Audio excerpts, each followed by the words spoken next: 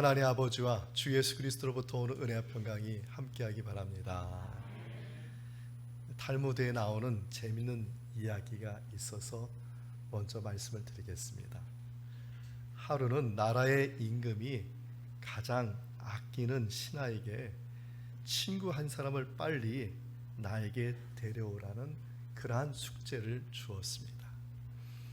그 신하에게는 3명의 친구가 있었습니다. 첫 번째 친구는 아주 친한 절친이었습니다. 두 번째 친구는 그냥 가깝게 지내는 친구입니다. 세 번째 친구는 가깝지도 않습니다.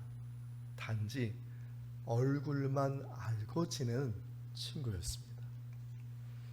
이 신하는 절친인 첫 번째 친구에 찾아가서 부탁을 했습니다.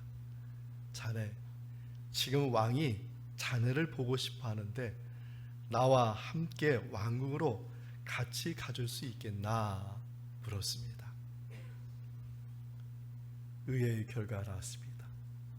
절친인 그 친구가 이런 지하에 거절해 버렸습니다. 두 번째 친구에게 또 갔습니다.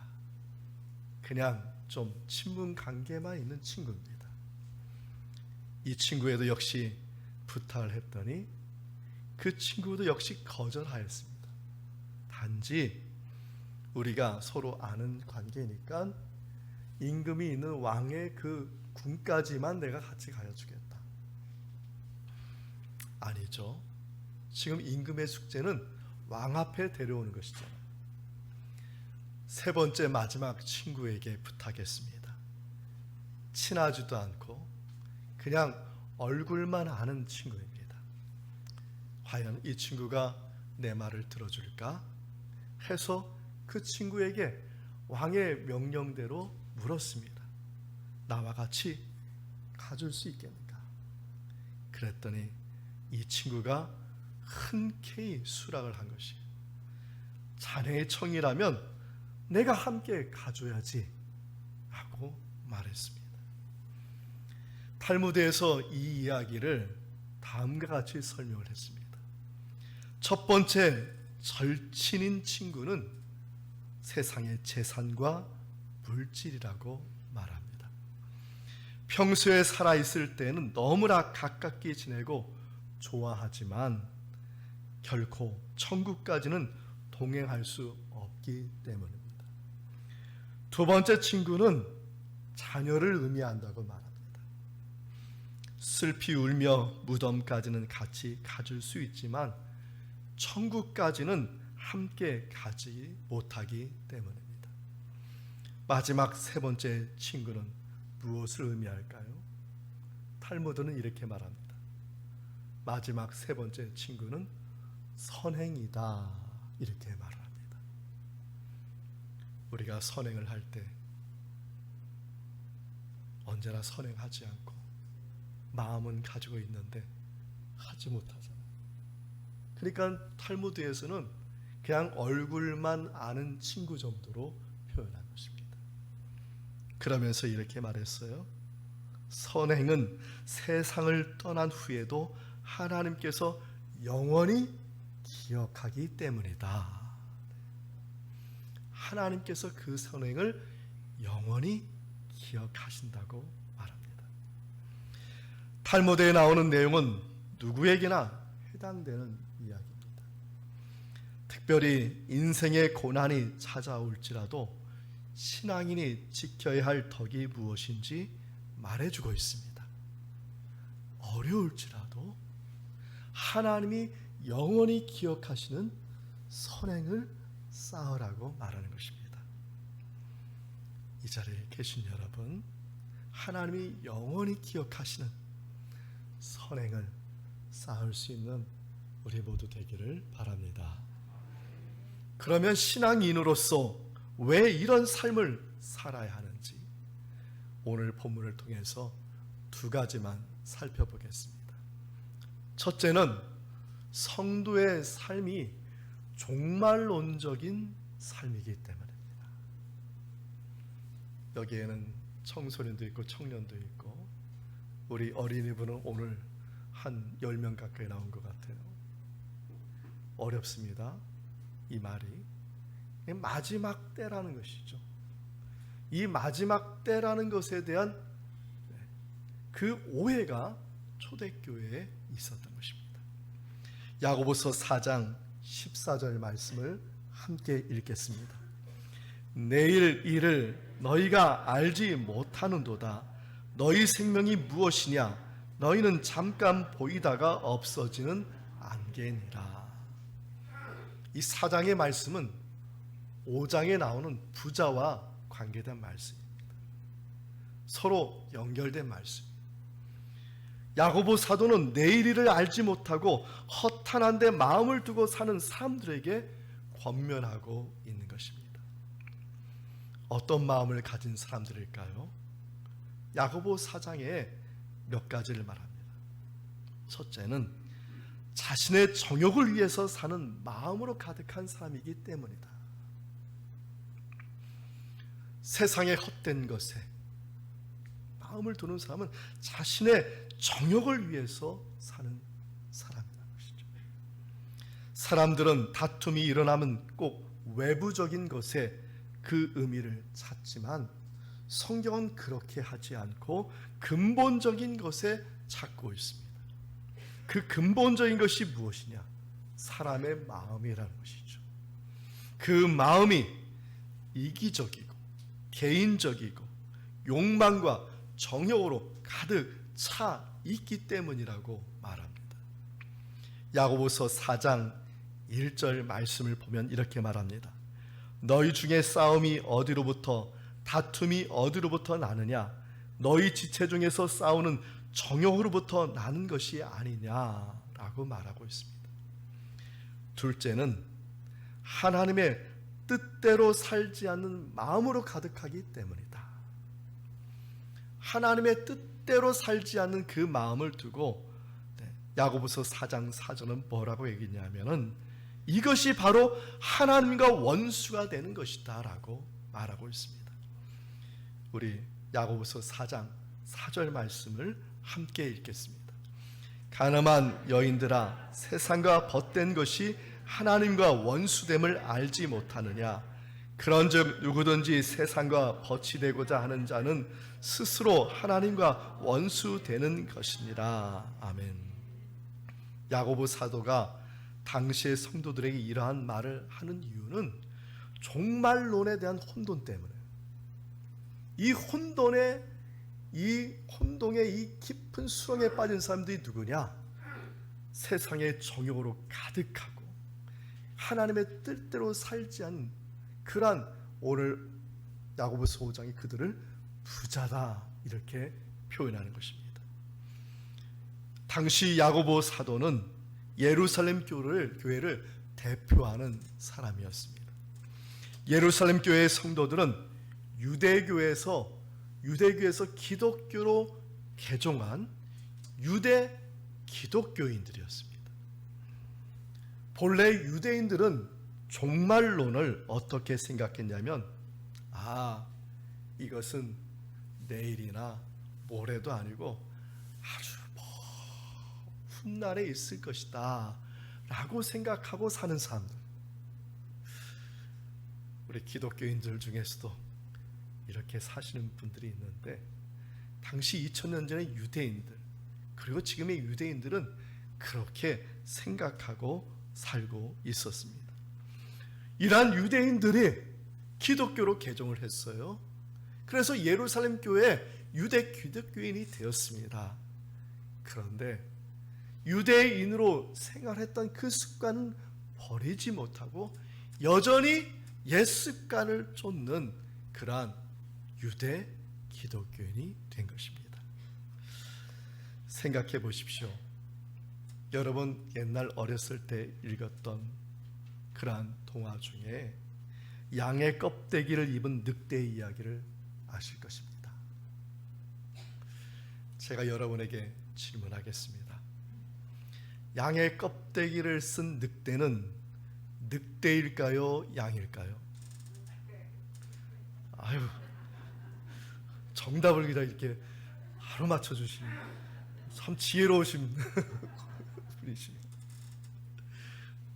양의 껍데기를 쓴 늑대를 양이라고 하는 사람은 절대 없죠.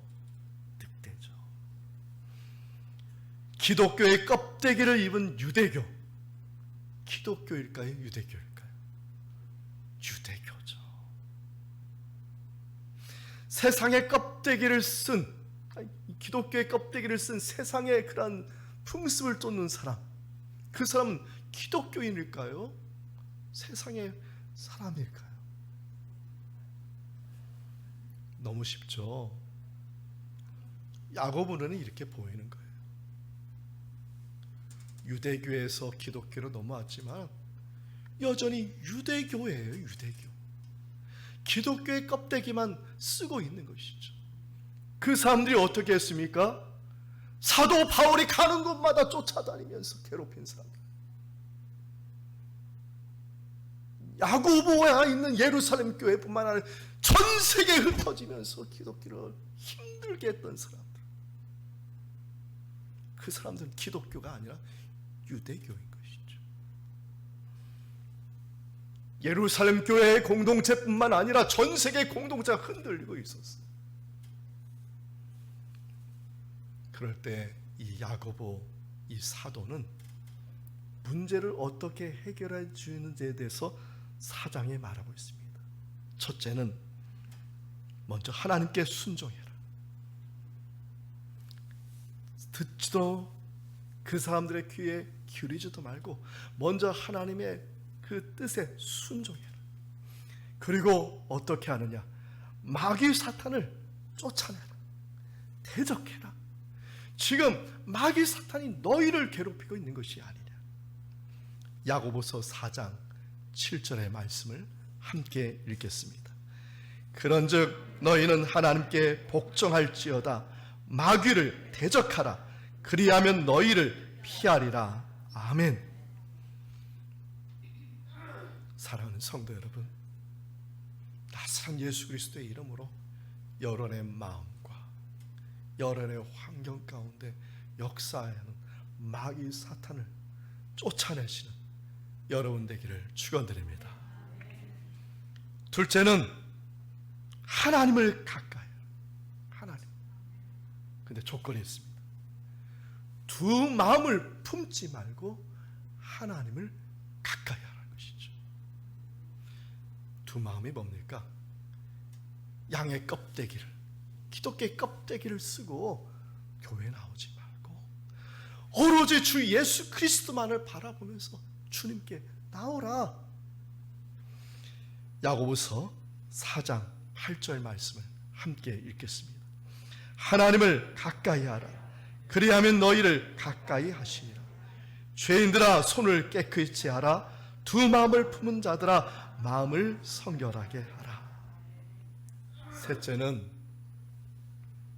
내가 죄인이라는 것을 인정하고 거기에 대해서 주님께 회개하고 자신을 겸손하게 낮추는 삶을 살라고 말하고 있습니다. 늘 의롭다고 생각하는 사람은 문제가 있습니다. 또한 늘 죄인이라고 생각하는 사람도 문제가 있습니다. 왜냐하면 기독교인의 정체성은 의인인 동시에 죄인이기 때문입니다. 여러분들은 의인인 동시에 죄인이에요.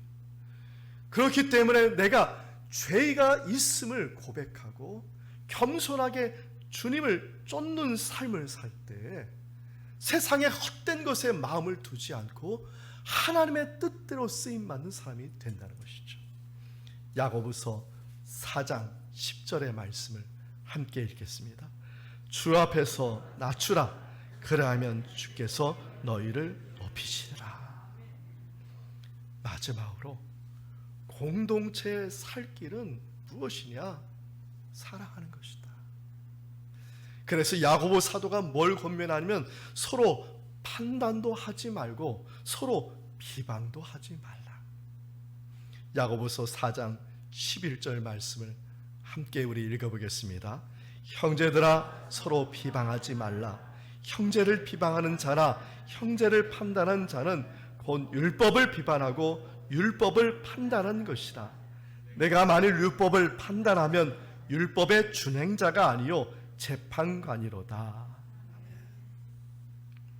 우리는 서로의 판단자도 되지 말고 재판관도 되지 말고 우리는 서로를 사랑으로 섬겨주는 그러한 주님의 종이 되기를 바랍니다. 우리 옆에 있는 분에게 이렇게 말해 보겠습니다. 내가 당신을 사랑으로 섬기겠습니다. 내가 당신을 사랑으로 섬기겠습니다.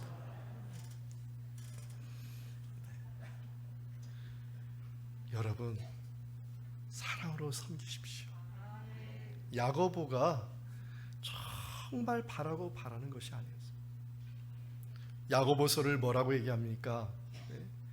믿음의 복음서가 아니라 행위의 복음서라고 하는데, 행위의 복음서라는 이유가 있어요. 사랑하라는 거고요. 결국은 사랑하라는 거예요.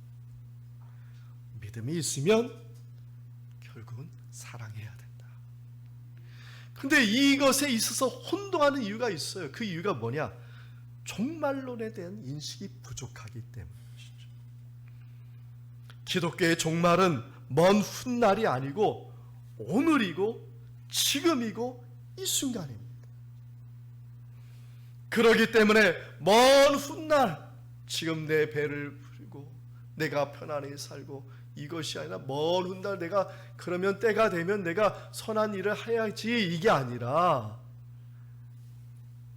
기독교의 종말은 오늘이고 지금이고 이 순간이기 때문에 선행은 언제부터냐? 지금 이 순간부터 선행을 시작해야 한다는 것입니다. 그게 기독교의 종말. 마틴 루터가 청년기를 보낸 아이젠나흐 그곳에 그의 집, 소박한 집이 있는데 그 집 앞에 루터가 쓴 글이 있다고 합니다. 그 내용이 이런 내용입니다. 내일 지구의 종말이 온다 할지라도 나는 오늘 한 그루의 사과나무를 심을 것이다. 여러분 생각에 이게 스피노자나 철학자가 말한 걸로 알고 있는데, 유럽에 가서 물어보면 많은 사람들이 마틴 루터가 얘기했다고 말해요. 루터가 먼저 얘기한 것이고 그것을 철학자가 인용한 것입니다. 중요한 것은 내일 지구의 종말이 온다 할지라도 무엇 하느냐? 나는 선을 행하겠다. 선을 행하겠다. 루터가 얼마나 영적인 갈등에 있었습니까? 군주들, 영주들이 언제든지 틈을 보아서 죽이려고 하는 그 상황. 정말 모든 걸 다 버리고 하나님의 말씀으로 다시 교회를 회복하고자 하는 종교개혁자가 되지 않았습니까? 그 힘들고 어려운 그 순간순간에 그는 뭐 했느냐? 더욱 선한 행동, 선을 심어가는 믿음의 사람이 되었다는 것이죠. 갈라디아서 6장 9절에 이렇게 말합니다. 우리 말씀을 우리 함께 읽겠습니다. 우리가 선을 행하되 낙심하지 말지니 포기하지 아니하면 때가 이름에 거두리라. 아멘. 성도 여러분, 먼 훗날 선행을 하는 게 아니라 오늘입니다. 그리고 지금부터입니다. 그리고 지금 이 순간부터 선을 심으면은 그 선행을 누가 기억하신다고 말씀하셨죠? 하나님이. 언제까지요? 영원히 기억하시고. 그렇기 때문에 때가 되면 거두게 되는 복을 저와 여러분에게 반드시 주실 줄 믿습니다. 둘째로, 성도의 삶은 어떠한 삶이냐? 참고 인내하는 삶이라는 것입니다. 이게 야고보 사도가 하는 말입니다. 본문 11절에 말씀해 보면 그 참고 인내하는 자에게 어떤 은혜를 주시는지 말씀을 우리 함께 읽겠습니다. 보라, 인내하는 자를 우리가 복되다 하나니 너희가 욥의 인내를 들었고 주께서 주신 결말을 보았거니와 주는 가장 자비하시고 긍휼히 여기시는 이시니라. 아멘. 이제 야고보 사도는 눈을 돌려서 고난 받고 있는 성도들을 격려하면서 이렇게 말합니다. 인내하는 자가 복되도다. 아멘. 인내하는 자가 복되도다. 우리 옆에 있는 분에게 우리 이렇게 말해 보겠습니다. 인내하는 삶이 복을 받습니다. 복을 받습니다. 야고보는요, 이 인내를 무엇과 똑같이 말하냐면 믿음과 똑같이 말해요. 그럼 무슨 말이에요? 믿는 자가 뭐하다고요? 복되도다라고요.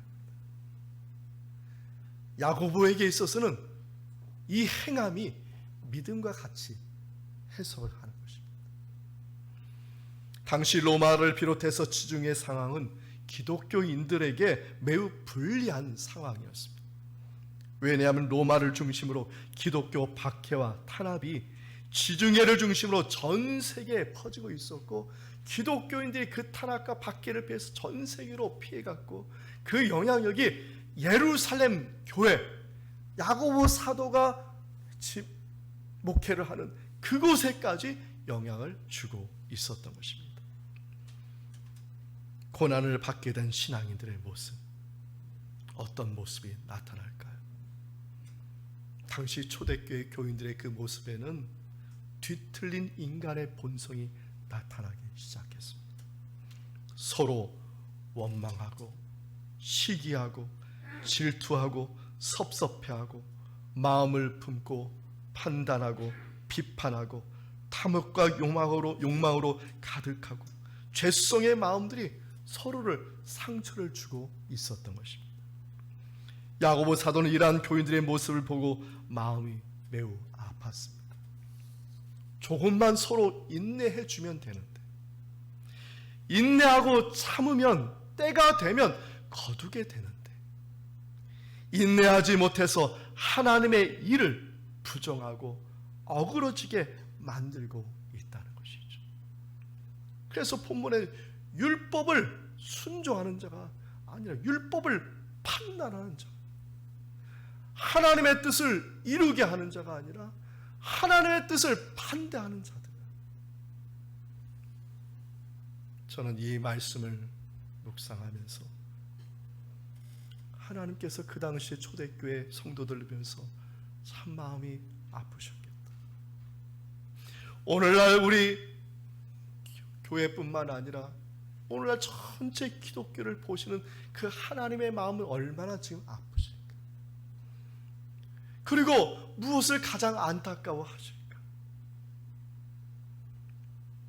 생각해보고 기도해보니까 하나님께서 지금 아파하시고 안타까우시는 것이 한 가지가 있다. 그것이 뭐냐? 사람의 마음이 변하지 않는다는 것에 안타까워하시고 애통해하고 계신다. 우리나라에 기독교가 들어온 지가 몇 년 된 줄 아십니까? 개신교, 천주교 말고 가장 이른 때가 190년 전에 기독교가 들어왔어요.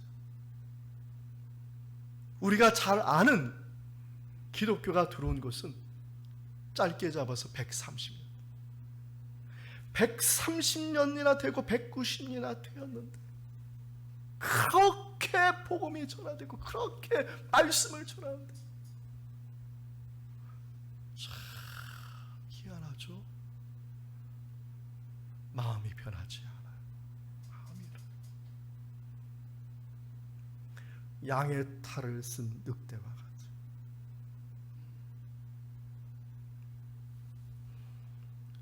저는 이러한 의미에서 성찬의 의미를, 성만찬의 의미를 다시 한번 생각해 보았으면 좋겠어요.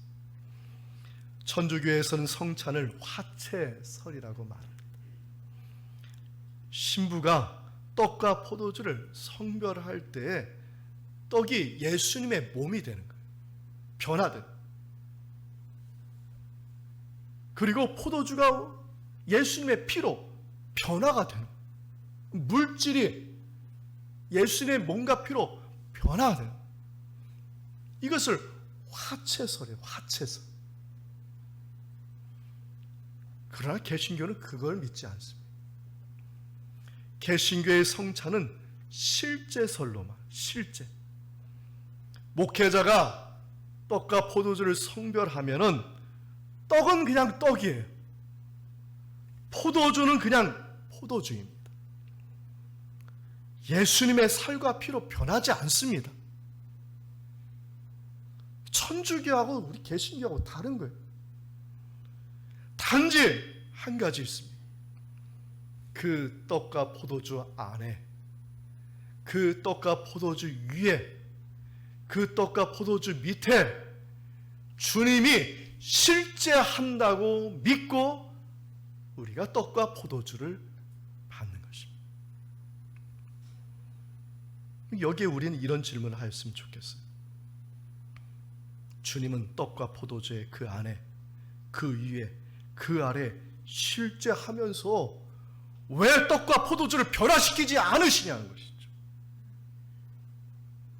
말씀 한마디면 이 세상을 창조하신 분이신데 그분이 그 안에, 그 위에, 그 아래 실제, 진짜, 리얼 거기에 계시는데 왜 떡과 포도주를 변화시키지 않으시냐?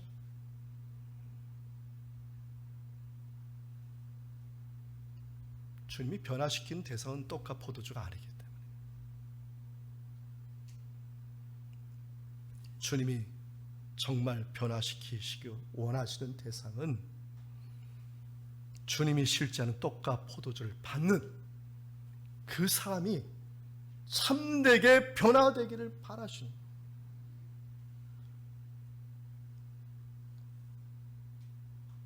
매주마다 성찬한다고 자랑이 아니에요.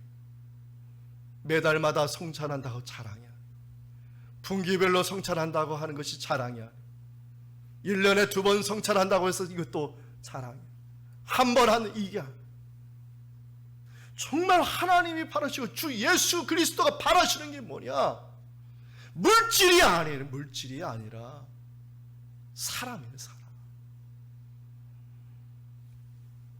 그래서 11절 마지막 절에 이렇게 되지 않습니까? 주님께서 이루시고자 하는 결말이 뭐예요?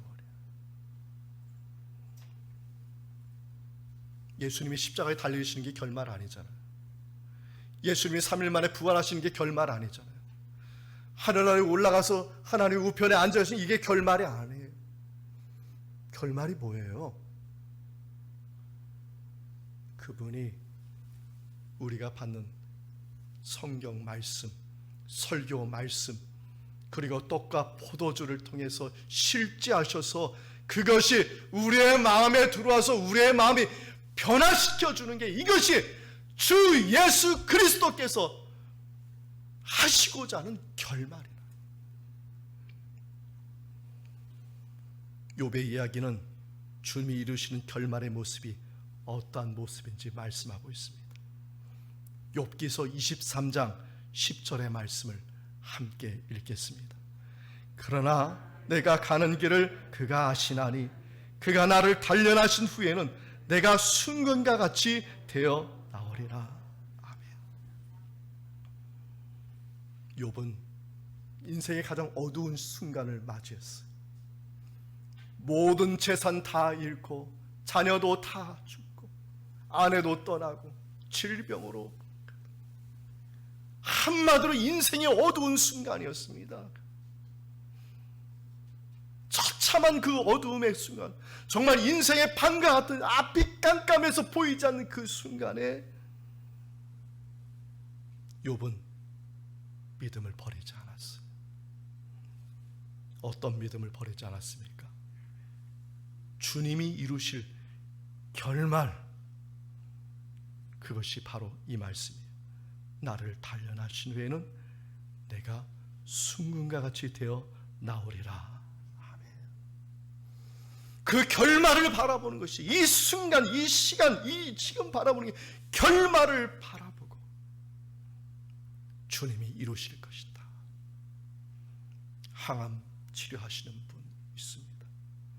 주님께서 그 암세포를 깨끗하게 치료하여 주실 그 결말을 바라보면서 나아가시는 성도님 되기를 바랍니다.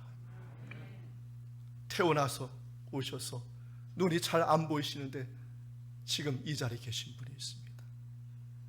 또 머리가 좀 둔하고 육신에 좀 유약한데도 불구하고 지금 이 자리에 나오신 분이 계십니다. 공부가 안 돼, 공부도 안 돼. 내 진로를 바른 진로도 안 보여. 사업을 하는데 사업의 그 앞이 안 보여. 그것을 보지 마시고 주님이 이루실 결말, 저와 여러분을 통해서 이루실 그 결말을 바라보고 믿음으로 나아가시면 순금과 같이 되어 나오는 주님의 역사하심이, 인도하심이 저와 여러분에게 반드시 나타날 줄 믿습니다. 이렇게 말해 보겠습니다. 내가 순금과 같이 되어 나오리라. 아멘.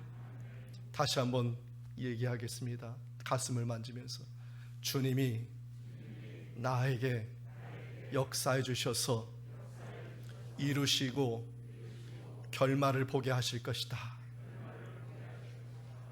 할렐루야. 결말의 그 비전을 바라보니 그게 비전 아니겠어요?